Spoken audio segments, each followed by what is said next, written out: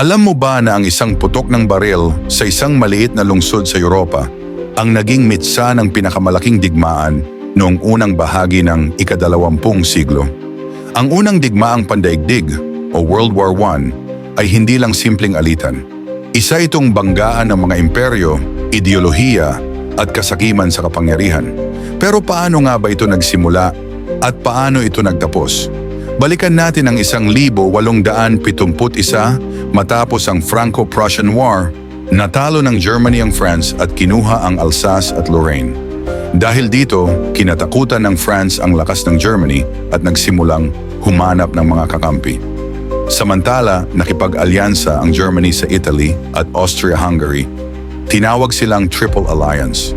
Ngunit hindi nagtagal, bumuo rin ng puwersa ang France, Russia at Great Britain na tinawag na Triple Entente. Habang tumitindi ang tensyon, umusbong ang ideya ng social Darwinism. Paniniwalang ang malalakas na bansa ang nararapat mamuno sa buong Europa.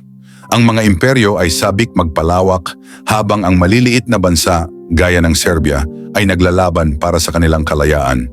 Noong Hunyo 28, 1914, sa Sarajevo, pinatay ng batang Serb na si Gavrilo Princip si Archduke Franz Ferdinand ng Austria-Hungary.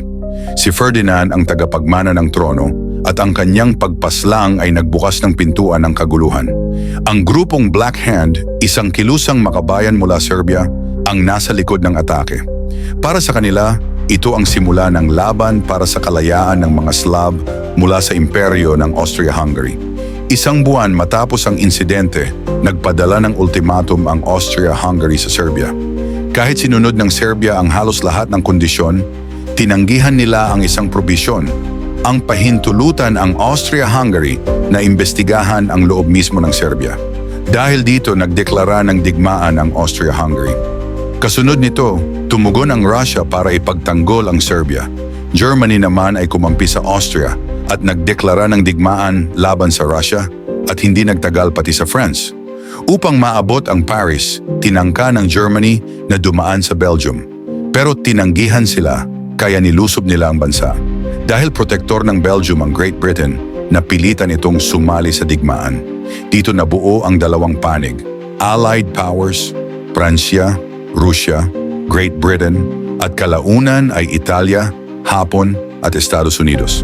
Central Powers, Germany, Austria, Hungary at Ottoman Empire.